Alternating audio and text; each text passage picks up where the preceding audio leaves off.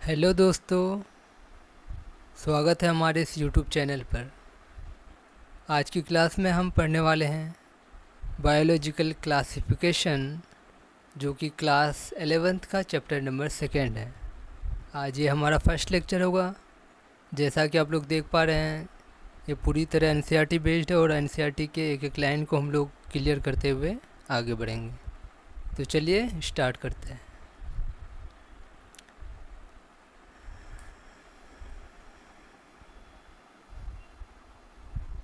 जैसा कि चैप्टर का नाम है बायोलॉजिकल क्लासिफिकेशन, तो बायो मतलब क्या होता है? लिविंग। तो हम लोग इस चैप्टर में क्या पढ़ने वाले हैं? लिविंग ऑर्गेनिज्म का क्लासिफिकेशन।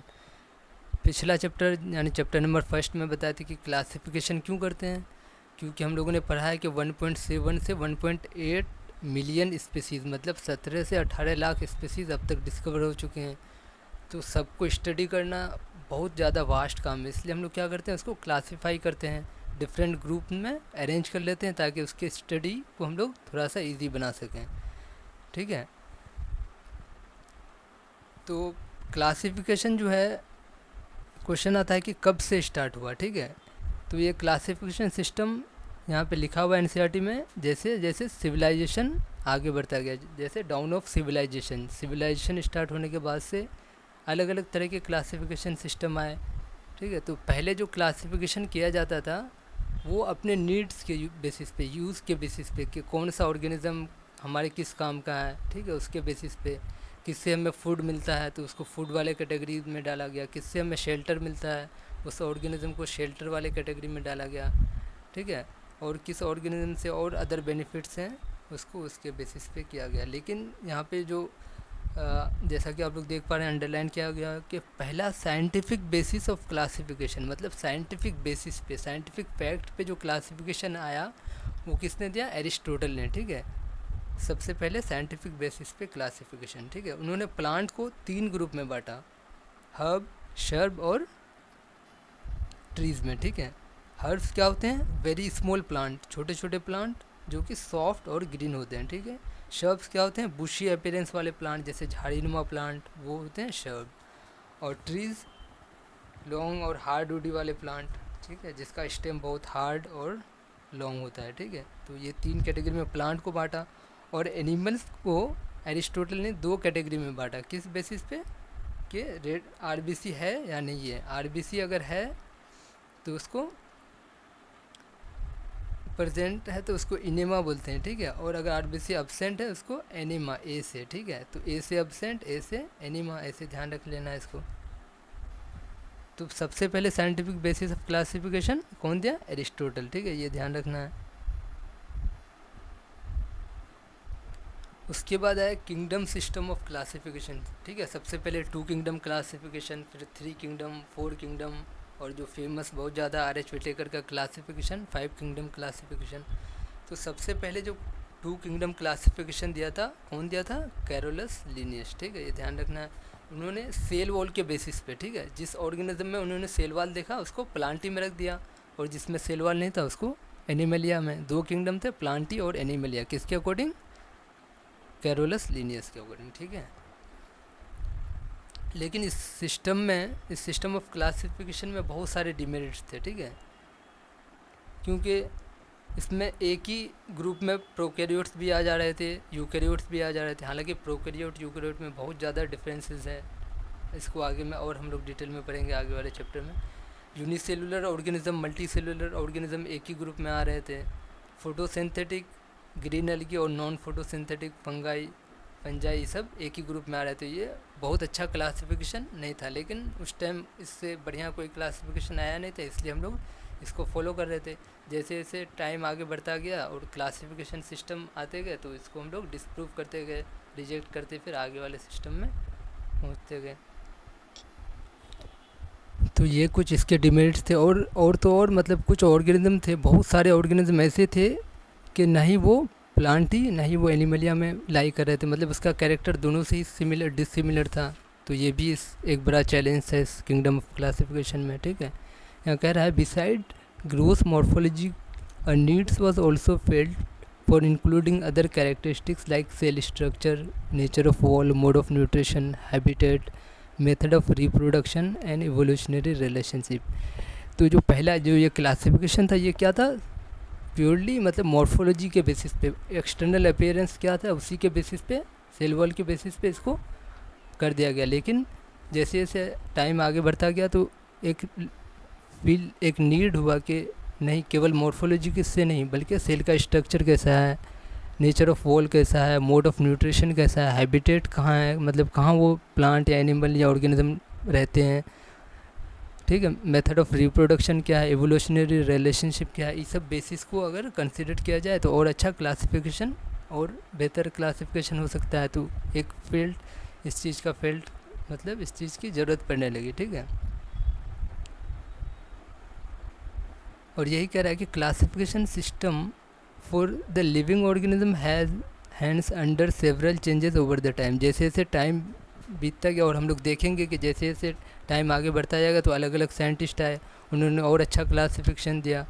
और एक लाइन एनसीईआरटी में है कि फ्यूचर में भी अगर इससे ज़्यादा अच्छा क्लासिफिकेशन सिस्टम कोई देगा तो उसको कंसिडर कर लिया जाएगा, उसको मान लिया जाएगा, ठीक है। तो ऐसे चेंजेस होते रहेंगे। अब आते हैं थ्री किंगडम क्लासिफिकेशन, ठीक है। तो थ्री किंगडम में एक एक्स्ट्रा किंगडम जो ऐड किया गया वो प्रोटिस्टा था, ठीक है। और फोर किंगडम क्लासिफिकेशन में अब क्या क्या हो गया, प्लांटी, एनिमलिया, प्रोटिस्टा, और जो नया ऐड किया गया वो मोनेरागो, ठीक है। ये फोर किंगडम क्लासिफिकेशन। अब यहाँ पे इम्पोर्टेंट है फाइव किंगडम क्लासिफिकेशन, जो कि आर.एच. विटेकर ने दिया था 1969 को, ये भी ध्यान रखना है, ठीक है। तो उसमें फाइव किंगडम में क्या क्या आ गए, मोनेरा, प्रोटिस्टा, फंजाई, प्लांटी और एनिमेलिया, ठीक है। अब ये पूछता है कि क्या क्राइटेरिया था, क्या बेसिस था इस फाइव किंगडम को देने में, क्या क्या चीज़ उन्होंने कंसिडर किया। तो यहाँ पे दिया हुआ है clearly, the main criteria for the classification used by him includes cell structure, body organisation, mode of nutrition, reproduction and phylogenetic relationship. तो इसको भी ध्यान रखना है, इसका ट्रिक यहाँ पे लिखा हुआ है RCPMT। तो पहले जो मेडिकल एग्ज़ाम होते थे वो PMT नाम से होते थे, प्री मेडिकल टेस्ट। तो ये क्या है, RC, राजस्थान CPMT, ठीक है, इसे ध्यान रखना है ना। तो R से क्या हो जाएगा, रिप्रोडक्शन, C से क्या हो जाएगा, सेल स्ट्रक्चर, P से क्या हो जाएगा, फाइलोजेनेटिक रिलेशनशिप यानी इवोल्यूशनरी रिलेशनशिप, और M से क्या हो जाएगा, मोड ऑफ न्यूट्रिशन, और T से क्या हो जाएगा, थैलस या बॉडी ऑर्गेनाइजेशन, थैलस या अलगी में बॉडी बोलते हैं उसको। तो ये क्राइटेरिया थे R.H. विटेकर के, जिन्होंने फाइव किंगडम क्लासिफिकेशन सिस्टम दिया है, ठीक है। और अभी जो रिसेंटली आया है वो थ्री डोमेन सिस्टम, ठीक है। तो थ्री डोमेन सिस्टम को क्या बोलते हैं, सिक्स किंगडम क्लासिफिकेशन, ठीक है। और जो R.H. विटेकर का फाइव किंगडम क्लासिफिकेशन था उसमें पहला किंगडम था मोनेरा, सेकेंड प्रोटिस्टा, तीसरा फंजाई, चौथा प्लांटी और पांचवा एनिमेलिया, ठीक है। तो ये एनसीईआरटी का टेबल हम लोग देखने जा रहे हैं, ठीक है। इससे भी क्वेश्चन आते हैं, और जैसे जैसे हम पांचों किंगडम को डिटेल में पढ़ेंगे तो उसके बाद ये सारी चीज़ें जो है और क्लियर हो जाएंगी, ठीक है। ये क्या है, कैरेक्टर्स हैं और ये फाइव किंगडम्स हैं, ठीक है। तो सबके कैरेक्टर्स सारे किंगडम के देखने वाले हैं। तो पहला है सेल टाइप, ठीक है। तो मोनेरा में क्या होता है, प्रोकैरियोटिक सेल टाइप जो होता है प्रोकैरियोटिक होता है, और बाकी सब में प्रोटिस्टा, फंजाई, प्लांटी और एनिमलिया में कैसा होता है, यूकैरियोटिक सेल टाइप, ठीक है। प्रोकैरियोटिक और यूकैरियोटिक के बारे में डिटेल में तो सेल बायोलॉजी में है, लेकिन थोड़ा सा आइडिया ले लेते हैं। जो प्रोकैरियोटिक सेल होता है वो जनरली क्या होता है, स्मॉल होता है, और उसमें जो जेनेटिक मटेरियल होते हैं वो मेम्ब्रेन बाउंड नहीं होते हैं, मतलब नेकेड होते हैं, ठीक है। इसको न्यूक्लियोइड बोलते हैं या इनसेपिएंट न्यूक्लियस बोलते हैं। और जो मेम्ब्रेन बाउंड सेल ऑर्गेनल होते हैं, जैसे माइटोकॉन्ड्रिया हो गया, एंडोप्लाज्मिक रेटिकुलम हो गया, गोल्जी अपैरेटस हो गया, ठीक है। तो ये सारी चीज़ें, इन सारे जो सेल ऑर्गेनल है, मेम्ब्रेन बाउंड सेल ऑर्गेनल, वो प्रोकैरियोट में एब्सेंट होते हैं और यूकैरियोट में प्रेजेंट होते हैं, ठीक है। तो ये सब बात थोड़ा ध्यान रखना है, ठीक है। तो सेल टाइप मोनेरा में क्या हो गया, प्रोकैरियोटिक, बाकी सब में यूकैरियोटिक। दूसरा आते हैं सेल वॉल। तो सेल वॉल जो मोनेरा का होता है वो कैसा होता है, नॉन सेलुलोजिक, ठीक है। और नॉन सेलुलोजिक में क्या क्या, कौन कौन सा मटेरियल, पॉलीसेक्राइड और अमाइनो एसिड होता है, ठीक है। प्रोटिस्ट की बात करें तो उसमें कुछ में सेल वॉल होते हैं और कुछ में नहीं होते हैं। फंजाई में होते हैं जो सेल वॉल, वो किसका बना होता है, काइटिन का, ठीक है। ये बात ध्यान रखना है, हालांकि और चैप्टर में आ जाएगा आगे। और जो प्लांट ही उसमें प्रेजेंट होता है सेल वॉल किस चीज़ का बना होता है, सेलुलोज का, ठीक है। और एनिमल में हम लोग जानते हैं कि एनिमल में सेल वॉल एब्सेंट होता है, ठीक है, एनिमलिया में। तीसरा कैरेक्टर है न्यूक्लियर मेम्ब्रेन, ठीक है।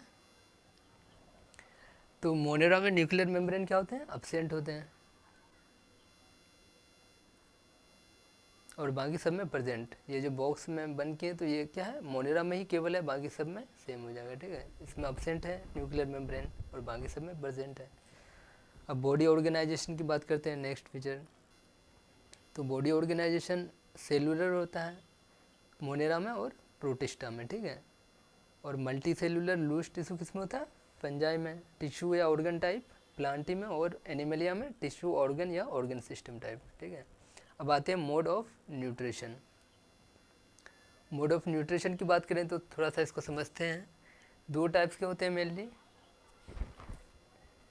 ऑटोट्रोफ्स और हेटरोट्रोफ। ऑटोट्रोफिक मोड ऑफ न्यूट्रिशन और हेटरोट्रोफिक मोड ऑफ न्यूट्रिशन। तो ऑटोट्रोफिक में भी दो टाइप के होते हैं, एक होता है कीमो ऑटोट्रोफ, एक होता है फोटो ऑटोट्रोफ। तो फोटो ऑटोट्रोफ हम लोग समझते हैं जो सनलाइट की प्रेजेंस में जो प्लांट, ग्रीन प्लांट्स जो खाना बनाते हैं, जो उसको क्या बोलते हैं, फोटो ऑटोट्रोफ, ठीक है।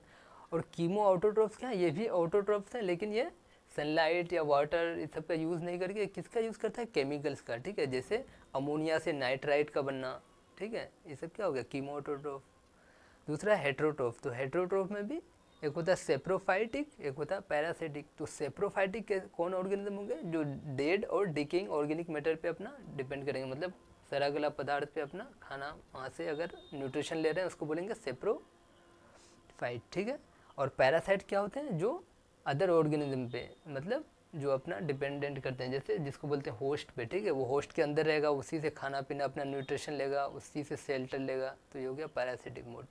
तो ये मोड ऑफ न्यूट्रिशन बताते हैं। अब देखते हैं मोनेरा में क्या क्या होता है। तो मोनेरा में ऑटोट्रोफिक होता है, और ऑटोट्रोफिक में भी क्या, कीमो और फोटो दोनों टाइप के, ठीक है। और हेट्रोट्रोफिक में सेप्रोफाइटिक और पैरासाइटिक। मतलब जितना भी मोड ऑफ न्यूट्रिशन हम लोगों ने अभी देखा, सारा किस में पाया जा रहा है, मोनेरा में, ठीक है। अब आते हैं प्रोटिस्टा में। तो प्रोटिस्टा में क्या होता है, ऑटोट्रोफिक में केवल फोटोसिंथेटिक टाइप का, कीमोसिंथेटिक नहीं होता है, ये बात ध्यान रखना है। और हेट्रोट्रोफिक होता है, तो हेट्रोट्रोफ में दोनों ही हो जाएंगे।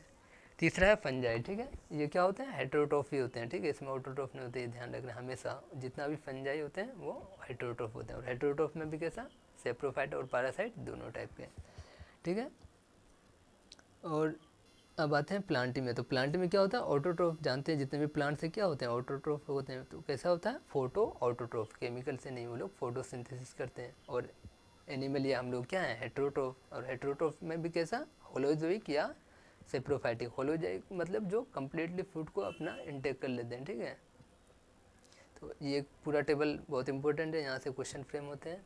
और जितने भी कैरेक्टर यहाँ पे अभी हम लोग देखे, जब हम लोग किंगडम अभी सेपरेट पढ़ने वाले हैं आगे मोनेरा के बारे में डिटेल, तो वहाँ भी ये सब आ जाएंगे, तो और अच्छे से रिवाइज हो जाएगा, ठीक है।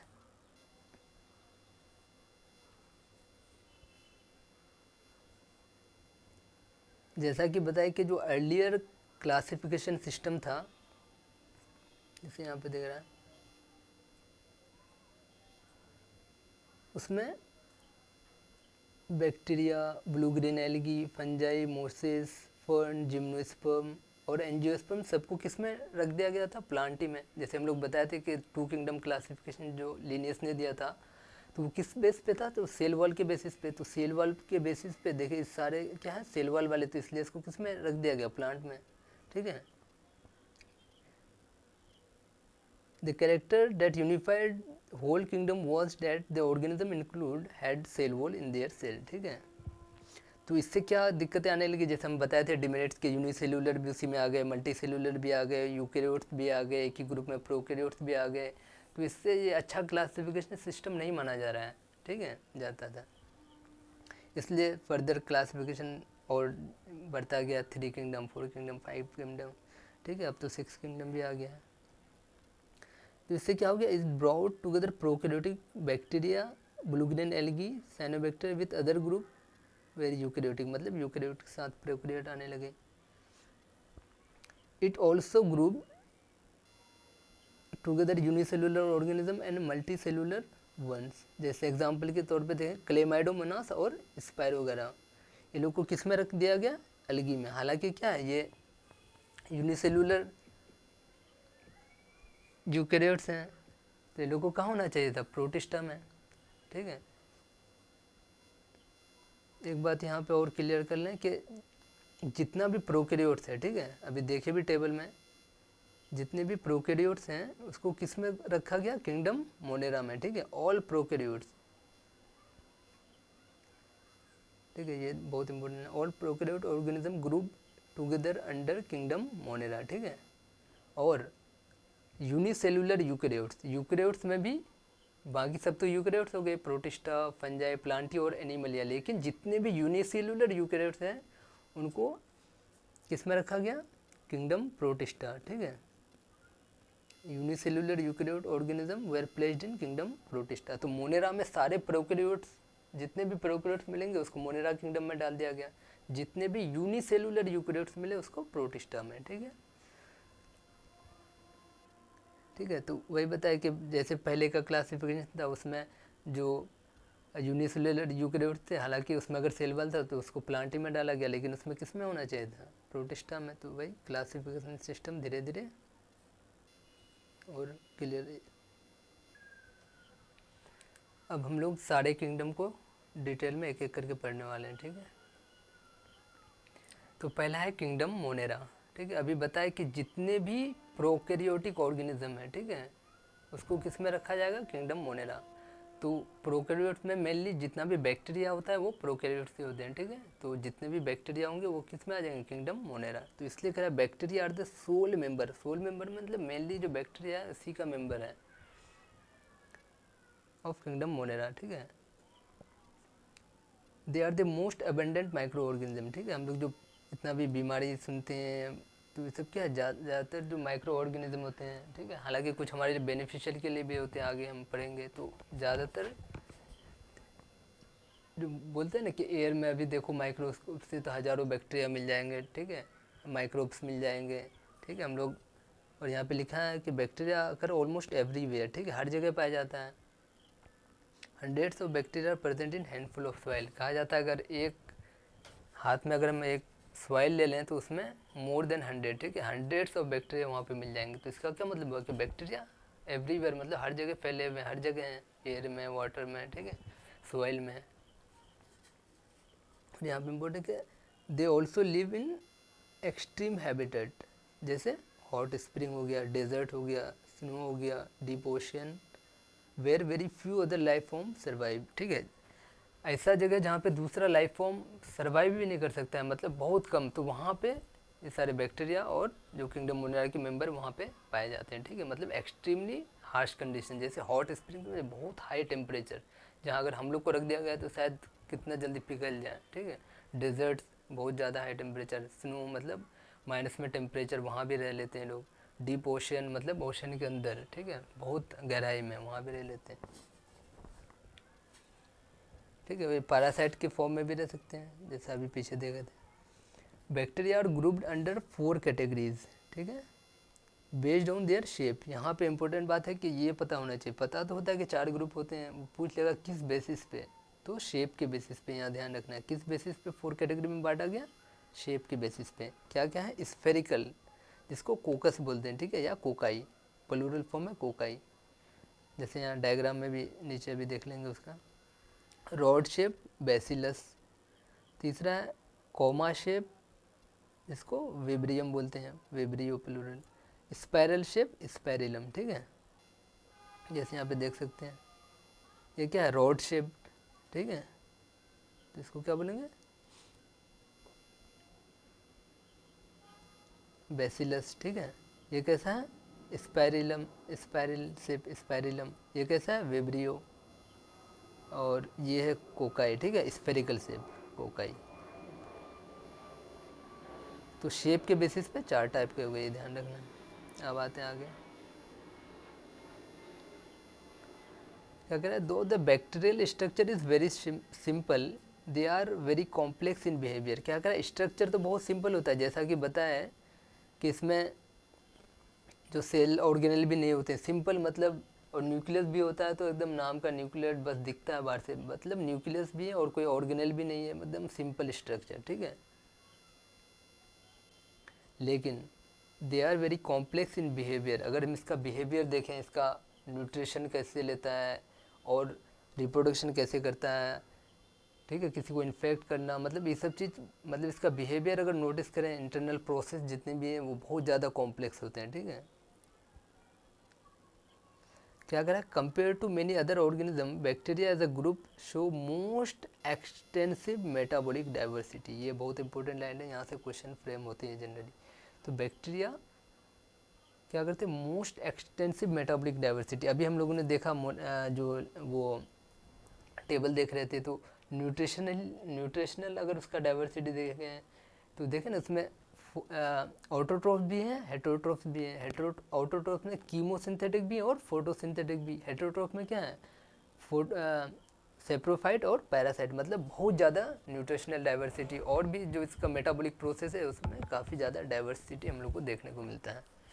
क्या करें, सम ऑफ द बैक्टीरिया और ऑटोट्रोफ और कुछ हेटेरोट्रोफ, फोटोसिंथेटिक भी हो सकते हैं और कीमोसिंथेटिक भी। लेकिन ये क्या बात कर रहा है कि जो ज़्यादातर होते हैं, vast majority of the bacteria कैसे होते हैं, हेटेरोट्रोफ, ठीक है, ज़्यादातर बैक्टीरिया हेटेरोट्रोफ होते हैं। तो ये किसके बारे में हम लोग पढ़ रहे थे, मोनेरा के बारे में, ठीक है। तो मोनेरा को फर्दर 2 कैटेगरी में बांटा गया है, ठीक है।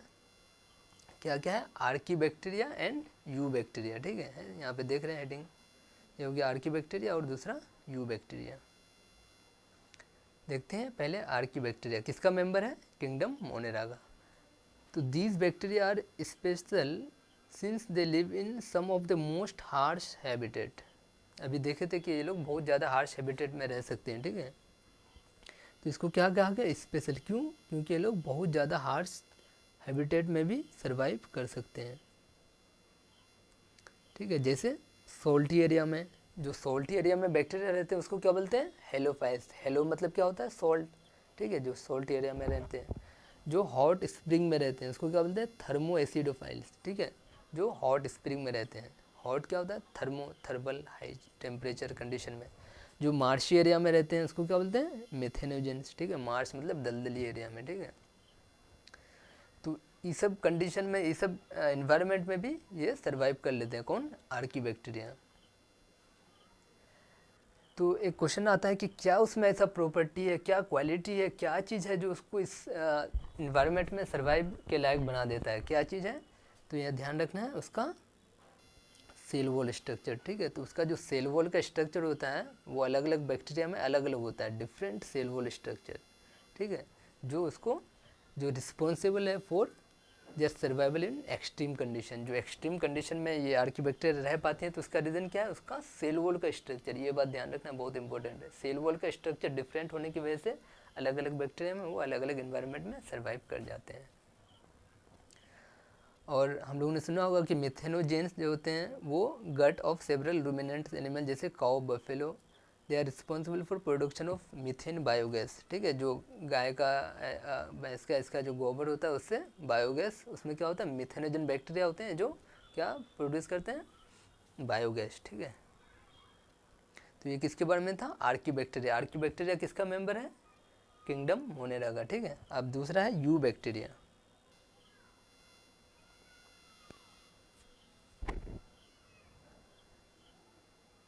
यू बैक्टीरिया को हम लोग क्या बोलते हैं, ट्रू बैक्टीरिया, ठीक है। इसके क्या क्या कैरेक्टरिस्टिक होते हैं, presence of rigid cell wall. इसका सेल वॉल क्या होता है, रिजिड होता है। अगर ये मोटाइल होंगे तो उसके पास क्या हो जाएगा, फ्लेजिला भी होता है। हम लोगों ने साइनोबैक्टीरिया का नाम सुना होगा, जिसको क्या बोलते हैं, ब्लू ग्रीन एल्गी, जिसके पास क्या होता है, क्लोरोफिल ए। हालांकि क्या है, ये बैक्टीरिया है लेकिन इसके पास क्या है, क्लोरोफिल ए, जो कि सिमिलर है ग्रीन प्लांट्स में। हम लोग जानते हैं ना, ग्रीन प्लांट्स के पास क्या होता है, क्लोरोफिल ए। इसलिए ये क्या होता है, फोटोसिंथेटिक ऑटोट्रोफ, जैसा कि हम लोगों ने पढ़ा है। क्लोरोफिल ए होने की वजह से ये अपना खाना खुद बनाते हैं, फोटो ऑटोट्रोफ्स हो गए, ठीक है। साइनोबैक्टीरिया जो होते हैं वो यूनिसेलुलर भी होते हैं, कॉलोनियल फिलामेंटस, मतलब पूरा कॉलोनी बना के रहते हैं, ठीक है, फिलामेंट के फॉर्म में। फ्रेश वाटर में भी रहते हैं, मेराइन वाटर में भी रहते हैं, टेरेस्ट्रियल एल्गी। तो वही चीज़ तो हम लोग देखिए, जो उसका कॉम्प्लेक्स है, बहुत ज़्यादा बिहेवियर है, तो सिंपल है एकदम, कुछ ना सेल ऑर्गेनेल है ना प्रॉपर न्यूक्लियस है, कुछ नहीं, लेकिन इसका जो हैबिटेट रहना सब जगह पाया जा रहा है। मेराइन हैबिटेट में भी, फ्रेश वाटर में भी, टेरेस्ट्रियल में भी पाए जा रहे हैं, कॉलोनी के फॉर्म में भी पाए जा रहे हैं, फिलामेंटस फॉर्म में। तो ये सब क्या है, इसका एक कॉम्प्लेक्स बिहेवियर को शो कर रहा है।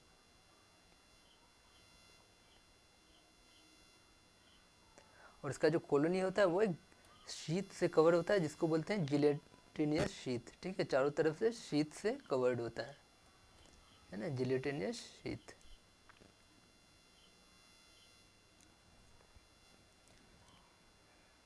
Some of these organisms can fix atmospheric nitrogen in a specialized cell called heterocyst, जैसे नोस्टॉक और एनाबिना। ये बहुत इंपॉर्टेंट है, यहाँ से क्वेश्चन बनते हैं कि कुछ ऑर्गेनिज्म है, कुछ यूबैक्टीरिया हैं जो एटमॉस्फेयर से एटमॉस्फेरिक नाइट्रोजन को फिक्स करते हैं, ठीक है, हेटेरोट्रोफ। जैसे यहाँ दिखा है ये हेटेरोसिस्ट है, तो ये क्या करेंगे, मतलब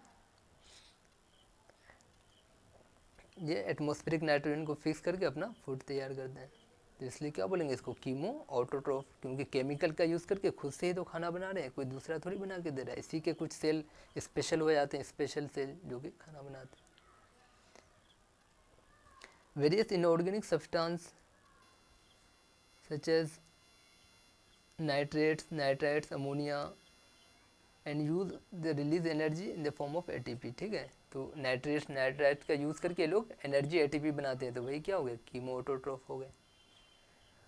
और इसका इम्पोर्टेंस इसमें भी है कि play great role in recycling nutrients, nitrogen, phosphorus और आयरन, सल्फर, इस सबका क्या करते हैं, रिसाइकिल करते हैं। जैसे मतलब ये सॉइल में आया तो सॉइल में फिर इसको डिकम्पोज करके सॉइल को फिर से एनवायरनमेंट में लेके आएंगे, ठीक है। एनवायरनमेंट से एक साइकिल चलता है, जैसे carbon cycle, nitrogen cycle, phosphorus cycle, तो फिर ये रिसाइकिलिंग का भी काम करते हैं। अभी देखिए पीछे कि हेटेरोट्रोफिक बैक्टीरिया सबसे ज़्यादा एबेंडेंट है, ठीक है। कैसा हेटेरो, हालांकि बैक्टीरिया क्या होते हैं, ऑटोट्रोफ भी होते हैं, हेटेरोट्रोफ भी होते हैं, लेकिन सबसे ज़्यादा मेजोरिटी क्या है, नहीं। और उसमें भी मेजोरिटी क्या है, डिकम्पोजर्स, जो डिकम्पोज का काम करते हैं। अभी जैसे देखे आयरन, सल्फर, ये सब चीज़ को क्या करते हैं, जैसे सॉइल में चले जाते हैं, उसको डिकम्पोज करके फिर से प्लांट एब्जॉर्ब करता है, तो प्लांट फोटोसिंथेसिस करता है, तो फिर से वो पूरे इन्वायरमेंट में सर्कुलेट होते रहता है, ठीक है। और अभी देखिए कि इसका कुछ हमारे लिए भी इम्पोर्टेंट है, जैसे हम लोग कर्ड, मिल्क से कर्ड बनाना, एंटीबायोटिक्स में भी बहुत सारा आजकल जो क्या है, ज़्यादातर मेडिसिन में एंटीबायोटिक्स हम लोग यूज़ करते हैं डिजीज़ में, ज़्यादातर डिजीज़ के केस में, तो वो क्या है, बैक्टीरिया से ही आता है। Cholera, typhoid, tetanus, citrus canker are well known disease caused by different bacteria, ठीक है। तो ये बैक्टीरियल डिजीज़ है, कौन कौन, कोलेरा, टाइफाइड, टेटनस और सिट्रस कैंकर, ये सब ध्यान रखना है। और बैक्टीरिया में जो रिप्रोडक्शन होता है मेनली किससे होता है, फिजन से, ठीक है। फिजन क्या होता है, एक बैक्टीरिया है, धीरे धीरे ग्रो किया और फिर क्या हो गया, तो दो पार्ट में डिवाइड हो गया, जैसे ये, जैसे जैसे, तो ये फिर से क्या हो जाएगा, दो बैक्टीरिया बन जाएगा। अभी सिंगल था, एक ग्रो करते थोड़ा सा बड़ा हुआ, सब चीज़ का डिवीज़न हुआ, फिर दो बन गया, तो इसको बोलते हैं फिजन या बाइनरी फिजन, ठीक है।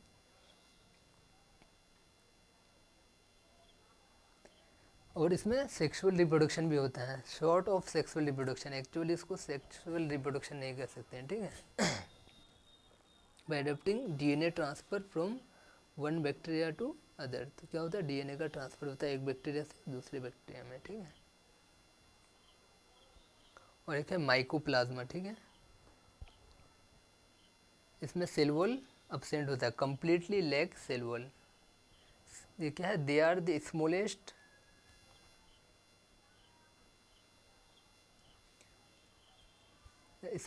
Living cell known and can survive without oxygen, oxygen के बगैर भी ये सर्वाइव कर सकते हैं, ठीक है। स्मॉलेस्ट माइक्रो ऑर्गेनिज्म है, ठीक है, ये ध्यान रखना। प्लांट और एनिमल दोनों को हार्म पहुंचाते हैं, दोनों के लिए पैथोजेनिक होते हैं, ठीक है। तो ये माइकोप्लाज्मा भी अपने आप में बहुत इंपॉर्टेंट, ध्यान रखना है। तो ये हम लोगों ने किसके बारे में देखा, किंगडम मोनेरा। मोनेरा के दो मेंबर हम लोग, दो ग्रुप देखे, एक आर्की बैक्टीरिया, एक यू बैक्टीरिया, ठीक है। तो सारा चीज़ इसमें क्लियर हो गया होगा।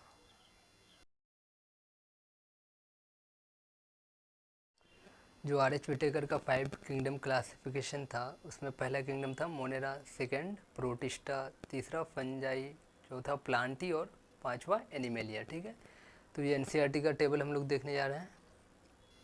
ठीक है, इससे भी क्वेश्चन आते हैं और जैसे जैसे हम पांचों किंगडम को डिटेल में पढ़ेंगे तो उसके बाद ये सारी चीज़ें जो हैं और क्लियर हो जाएंगी। ठीक है, ये क्या है, कैरेक्टर्स हैं और ये 5 किंगडम्स हैं। ठीक है, तो सबके कैरेक्टर्स सारे किंगडम के देखने वाले हैं।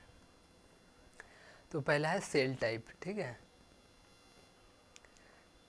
तो मोनेरा में क्या होता है, प्रोकैरियोटिक सेल टाइप जो होता है प्रोकैरियोटिक होता है और बाकी सब में प्रोटिस्टा, फंजाई, प्लांटी और एनिमलिया में कैसा होता है, यूकैरियोटिक सेल टाइप। ठीक है, प्रोकैरियोटिक और यूकैरियोटिक के बारे में डिटेल में तो सेल बायोलॉजी में है, लेकिन थोड़ा सा आइडिया ले लेते हैं। जो प्रोकैरियोटिक सेल होता है वो जनरली क्या होता है, स्मॉल होता है और उसमें जो जेनेटिक मटेरियल होते हैं वो मेम्ब्रेन बाउंड नहीं होते हैं, मतलब नेकेड होते हैं। ठीक है, इसको न्यूक्लियोइड बोलते हैं या इनसेपिएंट न्यूक्लियस बोलते हैं।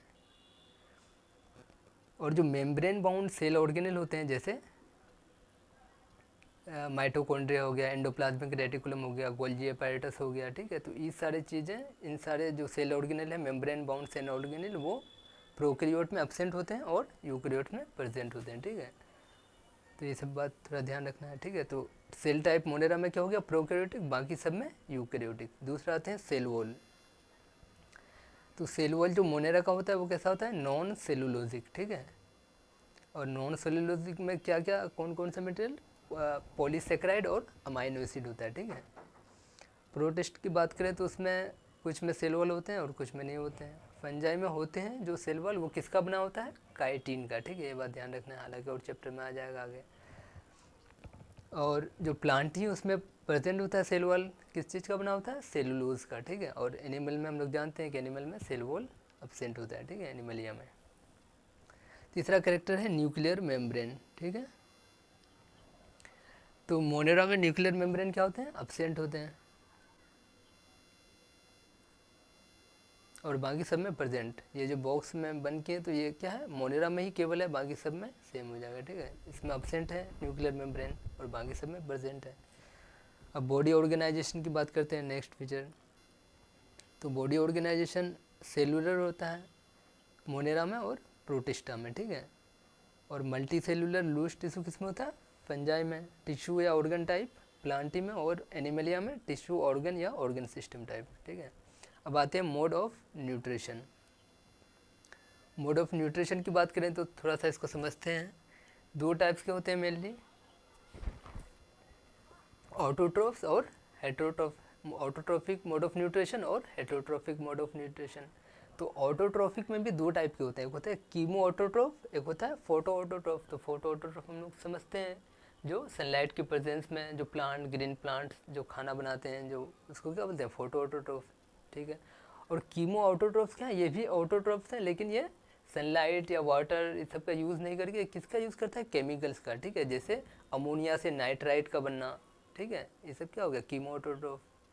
दूसरा हेट्रोट्रोफ। तो हेट्रोट्रोफ में भी एक होता है सेप्रोफाइटिक, एक होता है पैरासिटिक। तो सेप्रोफाइटिक के कौन ऑर्गेनिज्म होंगे, जो डेड और डिकेइंग ऑर्गेनिक मैटर पे अपना डिपेंड करेंगे, मतलब सड़ा गला पदार्थ पे अपना खाना, वहाँ से अगर न्यूट्रिशन ले रहे हैं उसको बोलेंगे सेप्रोफाइट। ठीक है, और पैरासाइट क्या होते हैं, जो अदर ऑर्गेनिज्म पे, मतलब जो अपना डिपेंडेंट करते हैं, जैसे जिसको बोलते हैं होस्ट पे। ठीक है, वो होस्ट के अंदर रहेगा, उसी से खाना पीना अपना न्यूट्रिशन लेगा, उसी से शेल्टर लेगा, तो ये हो गया पैरासिटिक मोड।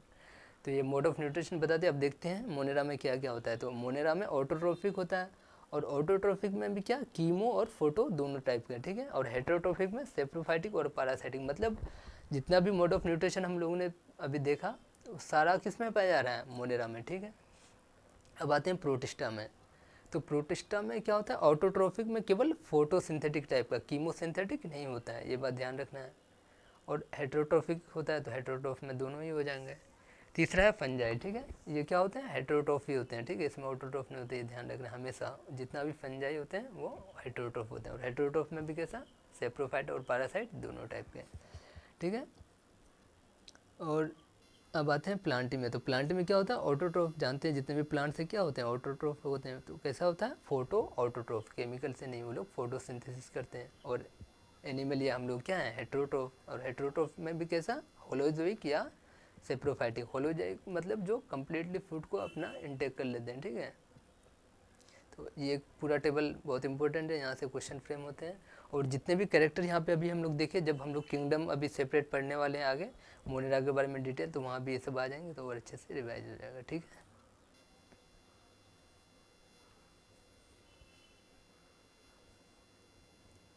जैसा कि बताया कि जो अर्लियर क्लासिफिकेशन सिस्टम था, जैसे यहाँ पे देख रहा है, उसमें bacteria, blue green algae, fungi, Moses, fern, gymnosperm और एंजियोस्पर्म सबको किस में रख दिया गया था, प्लांटी में। जैसे हम लोग बताए थे कि टू किंगडम क्लासिफिकेशन जो लिनियस ने दिया था, तो वो किस बेस पे था, तो सेल वॉल के बेसिस पे। तो सेल वॉल के बेसिस पे देखिए सारे क्या है सेल वॉल वाले, तो इसलिए इसको किस में रख दिया गया, प्लांट में, ठीक है। The character that unified whole kingdom was that the organism include had cell wall in their cell, ठीक है। तो इससे क्या दिक्कतें आने लगी, जैसे हम बताए थे डिमेरिट्स के यूनिसेलुलर भी उसी में आ गए, मल्टी सेलुलर भी आ गए, यूकैरियोट्स भी आ गए, एक ही ग्रुप में प्रोकैरियोट्स भी आ गए। तो इससे ये अच्छा क्लासिफिकेशन सिस्टम नहीं माना जा रहा है, ठीक है, जाता था। इसलिए फर्दर क्लासिफिकेशन और बढ़ता गया, 3 किंगडम, 4 किंगडम, 5 किंगडम, ठीक है। अब तो 6 किंगडम भी आ गया है। तो इससे क्या हो गया, is brought together prokaryotic bacteria, blue green algae, cyanobacteria with other group very eukaryotic, मतलब यूकैरियोट के साथ प्रोकैरियोट आने लगे। It also group together unicellular organism and multicellular ones. जैसे एग्जाम्पल के तौर पे देखें क्लेमाइडोमोनास और स्पायरोगेरा, ये लोग को किस में रख दिया गया, एल्गी में। हालांकि क्या है ये यूनिसेलुलर यूकैरियोट्स हैं, तो ये लोग को कहाँ होना चाहिए था, प्रोटिस्टा में, ठीक है। एक बात यहाँ पे और क्लियर कर लें कि जितना भी प्रोकैरियोट्स है, ठीक है, अभी देखे भी टेबल में, जितने भी प्रोकैरियोट्स हैं उसको किस में रखा गया, किंगडम मोनेरा में, ठीक है, ऑल प्रोकैरियोट्स, ठीक है, ये बहुत इंपॉर्टेंट है। All prokaryote organism group together under kingdom Monera, ठीक है। और यूनिसेलुलर यूकैरियोट्स, यूकैरियोट्स में भी बाकी सब तो यूकैरियोट्स हो गए, प्रोटिस्टा, फंजाई, प्लांटी और एनिमलिया, लेकिन जितने भी यूनिसेलुलर यूकैरियोट्स हैं उनको किस में रखा गया, किंगडम प्रोटिस्टा, ठीक है। Unicellular eukaryote organism were placed in kingdom Protista. तो मोनेरा में सारे प्रोकैरियोट्स, जितने भी प्रोकैरियोट्स मिलेंगे उसको मोनेरा किंगडम में डाल दिया गया, जितने भी यूनिसेलुलर यूकैरियोट्स मिले उसको प्रोटिस्टा में, ठीक है, ठीक है। तो वही बताया कि जैसे पहले का क्लासिफिकेशन था उसमें जो यूनिसेलुलर यूकैरियोट्स थे, हालांकि उसमें अगर सेल वॉल था तो उसको प्लांटी में डाला गया, लेकिन उसमें किस में होना चाहिए था, प्रोटिस्टा में। तो वही क्लासिफिकेशन सिस्टम धीरे धीरे और क्लियर। अब हम लोग सारे किंगडम को डिटेल में एक एक करके पढ़ने वाले हैं, ठीक है। तो पहला है किंगडम मोनेरा, ठीक है। अभी बताया कि जितने भी प्रोकैरियोटिक ऑर्गेनिज्म है, ठीक है, उसको किस में रखा जाएगा, किंगडम मोनेरा। तो प्रोकैरियोट्स में मेनली जितना भी बैक्टीरिया होता है वो प्रोकैरियोट्स के होते हैं, ठीक है। तो जितने भी बैक्टीरिया होंगे वो किस में आ जाएंगे, किंगडम मोनेरा। तो इसलिए कह रहा है bacteria are the sole member, sole member मतलब मेनली जो बैक्टीरिया है उसी का मेंबर है ऑफ किंगडम मोनेरा, ठीक है। They are the most abundant microorganism, ठीक है। हम लोग जो इतना भी बीमारी सुनते हैं तो ये सब क्या है, ज़्यादातर जो माइक्रो ऑर्गेनिज्म होते हैं, ठीक है। हालांकि कुछ हमारे बेनिफिशियल के लिए भी होते हैं, आगे हम पढ़ेंगे। तो ज़्यादातर जो बोलते हैं ना कि एयर में अभी देखो माइक्रोस्कोप से तो हज़ारों बैक्टीरिया मिल जाएंगे, ठीक है, माइक्रोब्स मिल जाएंगे, ठीक है, हम लोग। और यहाँ पे लिखा है कि बैक्टीरिया अगर ऑलमोस्ट एवरीवेयर, ठीक है, हर जगह पाया जाता है। Hundreds of bacteria present in handful of soil, कहा जाता है अगर एक हाथ में अगर हम एक सॉइल ले लें तो उसमें मोर देन 100, ठीक है, हंड्रेड्स ऑफ बैक्टीरिया वहाँ पे मिल जाएंगे। तो इसका क्या मतलब हुआ कि बैक्टीरिया एवरीवेयर मतलब हर जगह फैले हुए हैं, हर जगह हैं, एयर में, वाटर में, ठीक है, सॉइल में। यहाँ पे इम्पोर्टेंट है they also live in extreme habitat, जैसे हॉट स्प्रिंग हो गया, डेजर्ट हो गया, स्नो हो गया, deep ocean, where very few other life form survive, ठीक है। ऐसा जगह जहाँ पे दूसरा लाइफ फॉर्म सर्वाइव भी नहीं कर सकता है, मतलब बहुत कम, तो वहाँ पे ये सारे बैक्टीरिया और जो किंगडम मोनेरा के मेंबर वहाँ पे पाए जाते हैं, ठीक है। मतलब एक्सट्रीमली हार्श कंडीशन, जैसे हॉट स्प्रिंग में बहुत हाई टेम्परेचर, जहाँ अगर हम लोग को रख दिया गया तो शायद कितना जल्दी पिघल जाए, ठीक है। डेजर्ट्स बहुत ज़्यादा हाई टेम्परेचर, स्नो मतलब माइनस में टेम्परेचर, वहाँ भी रह लेते हैं लोग।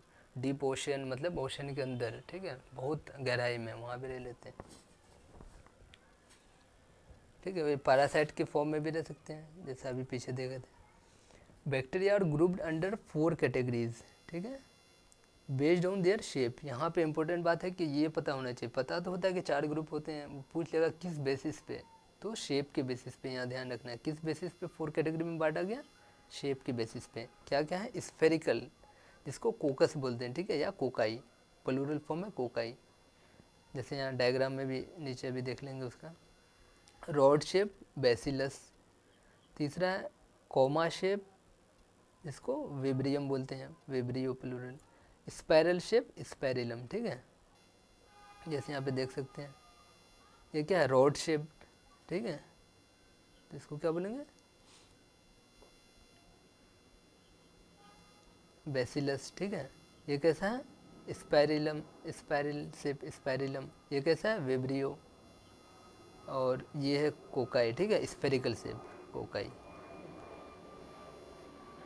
तो शेप के बेसिस पे 4 टाइप के हो गए, ये ध्यान रखना। अब आते हैं आगे, क्या कह रहा है, though the bacterial structure is very simple, they are very complex in behaviour. क्या कह रहा है, स्ट्रक्चर तो बहुत सिंपल होता है, जैसा कि बताया है कि इसमें जो सेल ऑर्गेनल भी नहीं होते, सिंपल मतलब, और न्यूक्लियस भी होता है तो एकदम नाम का न्यूक्लियस बस दिखता है बाहर से, मतलब न्यूक्लियस भी है और कोई ऑर्गेनल भी नहीं है, एकदम सिंपल स्ट्रक्चर, ठीक है।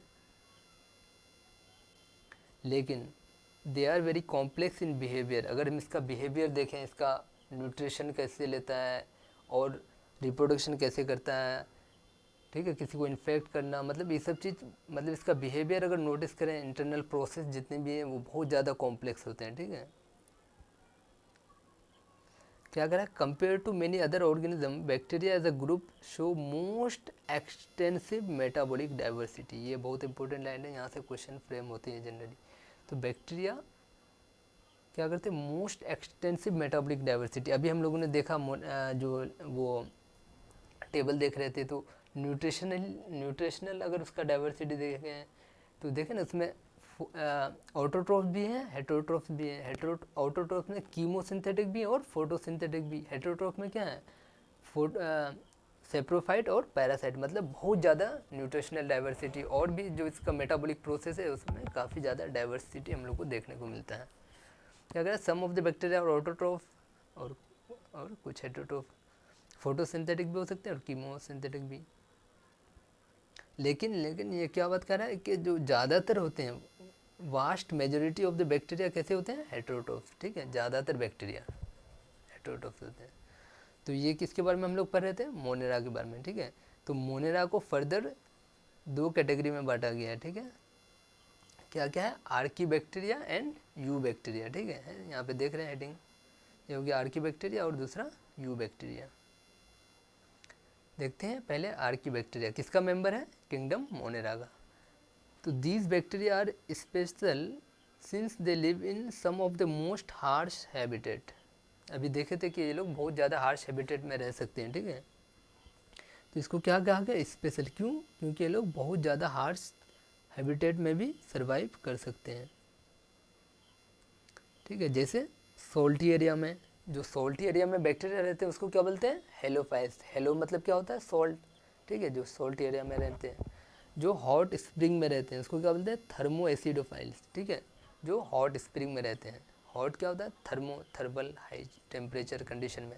जो मार्शी एरिया में रहते हैं उसको क्या बोलते हैं, मेथेनोजेंस, ठीक है, मार्श मतलब दलदली एरिया में, ठीक है। तो ये सब कंडीशन में, ये सब इन्वायरमेंट में भी ये सर्वाइव कर लेते हैं, कौन, आर्की बैक्टीरिया। तो एक क्वेश्चन आता है कि क्या उसमें ऐसा प्रॉपर्टी है, क्या क्वालिटी है, क्या चीज़ है जो उसको इस इन्वायरमेंट में सर्वाइव के लायक बना देता है, क्या चीज़ है। तो यह ध्यान रखना है, उसका सेल वॉल स्ट्रक्चर, ठीक है। तो उसका जो सेल वॉल का स्ट्रक्चर होता है वो अलग अलग बैक्टीरिया में अलग अलग होता है, डिफरेंट सेल वॉल स्ट्रक्चर, ठीक है, जो उसको जो रिस्पॉन्सिबल है for their survival in extreme condition. जो एक्सट्रीम कंडीशन में ये आर्कीबैक्टीरिया रह पाती हैं तो उसका रीज़न क्या है, उसका सेल वॉल का स्ट्रक्चर। ये बात ध्यान रखना बहुत इंपॉर्टेंट है। सेल वॉल का स्ट्रक्चर डिफरेंट होने की वजह से अलग अलग बैक्टीरिया में वो अलग अलग इन्वायरमेंट में सर्वाइव कर जाते हैं।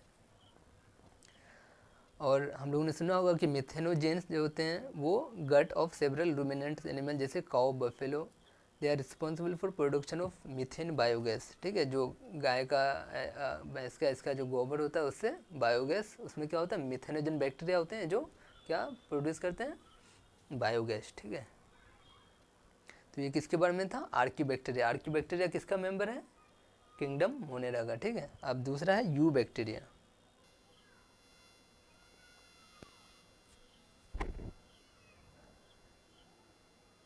यू बैक्टीरिया को हम लोग क्या बोलते हैं, ट्रू बैक्टीरिया। ठीक है, इसके क्या क्या कैरेक्टरिस्टिक होते हैं, presence of rigid cell wall. इसका सेल वॉल क्या होता है, रिजिड होता है। अगर ये मोटाइल होंगे तो उसके पास क्या हो जाएगा, फ्लेजिला भी होता है। हम लोगों ने साइनोबैक्टीरिया का नाम सुना होगा, जिसको क्या बोलते हैं, ब्लू ग्रीन एल्गी, जिसके पास क्या होता है, क्लोरोफिल ए। हालांकि क्या है, ये बैक्टीरिया है लेकिन इसके पास क्या है, क्लोरोफिल ए, जो कि सिमिलर है ग्रीन प्लांट्स में। हम लोग जानते हैं ना, ग्रीन प्लांट्स के पास क्या होता है, क्लोरोफिल ए। इसलिए ये क्या होता है, फोटोसिंथेटिक ऑटोट्रोफ, जैसा कि हम लोगों ने पढ़ा है। क्लोरोफिल ए होने की वजह से ये अपना खाना खुद बनाते हैं, फोटो ऑटोट्रोफ्स हो गए। ठीक है, साइनोबैक्टीरिया जो होते हैं वो यूनिसेलुलर भी होते हैं, कॉलोनियल फिलामेंटस, मतलब पूरा कॉलोनी बना के रहते हैं। ठीक है, फिलामेंट के फॉर्म में, फ्रेश वाटर में भी रहते हैं, मेराइन वाटर में भी रहते हैं, टेरेस्ट्रियल अलगी। तो वही चीज़ तो हम लोग देखिए, जो उसका कॉम्प्लेक्स है, बहुत ज़्यादा बिहेवियर है तो सिंपल है एकदम, कुछ ना सेल ऑर्गेनेल है ना प्रॉपर न्यूक्लियस है, कुछ नहीं, लेकिन इसका जो हैबिटेट रहना सब जगह पाया जा रहा है। मेराइन हैबिटेट में भी, फ्रेश वाटर में भी, टेरेस्ट्रियल में भी पाए जा रहे हैं, कॉलोनी के फॉर्म में भी पाए जा रहे हैं, फिलामेंटस फॉर्म में। तो ये सब क्या है, इसका एक कॉम्प्लेक्स बिहेवियर को शो कर रहा है।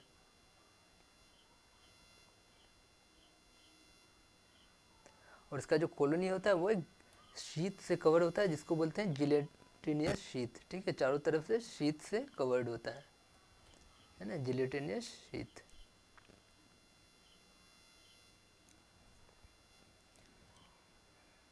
Some of these organism can fix atmospheric nitrogen in a specialized cell called heterocyst, जैसे नोस्टॉक और एनाबिना। ये बहुत इंपॉर्टेंट है, यहाँ से क्वेश्चन बनते हैं कि कुछ ऑर्गेनिज्म है, कुछ यूबैक्टीरिया हैं जो एटमॉस्फेरिक नाइट्रोजन को फिक्स करते हैं। ठीक है, हेटेरोट्रोफ, जैसे यहाँ दिखा है ये हेटेरोसिस्ट है, तो ये क्या करेंगे, मतलब ये एटमॉस्फेरिक नाइट्रोजन को फिक्स करके अपना फूड तैयार करते हैं। तो इसलिए क्या बोलेंगे इसको, कीमो ऑटोट्रोफ, क्योंकि केमिकल का यूज़ करके खुद से ही तो खाना बना रहे हैं, कोई दूसरा थोड़ी बना के दे रहा है। इसी के कुछ सेल स्पेशल हो जाते हैं, स्पेशल सेल जो कि खाना बनाते हैं। Various inorganic substance such as nitrates, nitrites, ammonia and use the release energy in the form of ATP. ठीक है, तो नाइट्रेट्स, नाइट्राइट्स का यूज़ करके लोग एनर्जी एटीपी बनाते हैं, तो वही क्या हो गया, कीमो ऑटोट्रोफ हो गए। और इसका इम्पोर्टेंस इसमें भी है कि play great role in recycling nutrients, nitrogen, phosphorus और आयरन, सल्फर, ये सबका क्या करते हैं, रिसाइकल करते हैं। जैसे मतलब ये सॉइल में आया तो सॉइल में फिर इसको डिकम्पोज करके सॉइल को फिर से इन्वायरमेंट में लेके आएंगे। ठीक है, इन्वायरमेंट से एक साइकिल चलता है, जैसे carbon cycle, nitrogen cycle, phosphorus cycle, तो फिर ये रिसाइकलिंग का भी काम करते हैं। अभी देखिए पीछे कि हेटेरोट्रोफिक बैक्टीरिया सबसे ज़्यादा एबेंडेंट है। ठीक है, कैसा हेटेरो, हालांकि बैक्टीरिया क्या होते हैं, ऑटोट्रोफ भी होते हैं, हेटेरोट्रोफ भी होते हैं, लेकिन सबसे ज़्यादा मेजोरिटी क्या है, और उसमें भी मेजोरिटी क्या है, डिकम्पोजर्स, जो डिकम्पोज का काम करते हैं। अभी जैसे देखे आयरन, सल्फर, ये सब चीज़ को क्या करते हैं, जैसे सॉइल में चले जाते हैं, उसको डिकम्पोज करके फिर से प्लांट एब्जॉर्ब करता है, तो प्लांट फोटोसिंथेसिस करता है, तो फिर से वो पूरे इन्वायरमेंट में सर्कुलेट होते रहता है। ठीक है,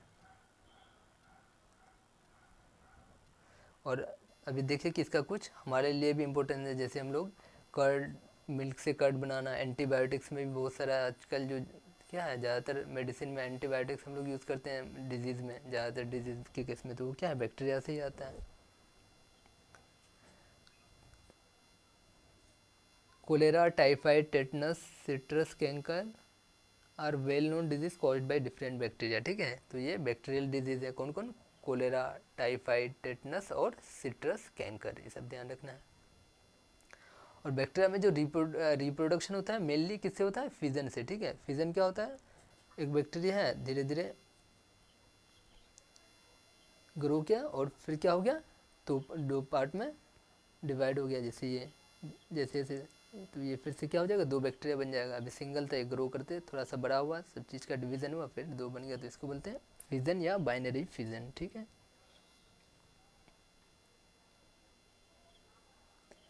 और इसमें सेक्सुअल रिप्रोडक्शन भी होता है, sort of sexual reproduction, actually इसको सेक्सुअल रिप्रोडक्शन नहीं कर सकते हैं, ठीक है। By adopting DNA transfer from one bacteria to other, तो क्या होता है, डीएनए का ट्रांसफर होता है एक बैक्टीरिया से दूसरे बैक्टीरिया में, ठीक है। और एक है माइकोप्लाज्मा, ठीक है। इसमें सेल वॉल अब्सेंट होता है, कंप्लीटली लैक सेल वॉल। ये क्या है, दे आर द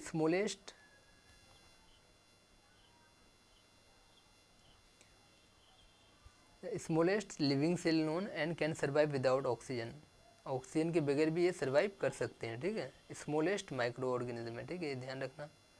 प्लांट और एनिमल दोनों को हार्म पहुंचाते हैं, दोनों के लिए पैथोजेनिक होते हैं, ठीक है। तो ये माइकोप्लाज्मा भी अपने आप में बहुत इम्पोर्टेंट, ध्यान रखना है।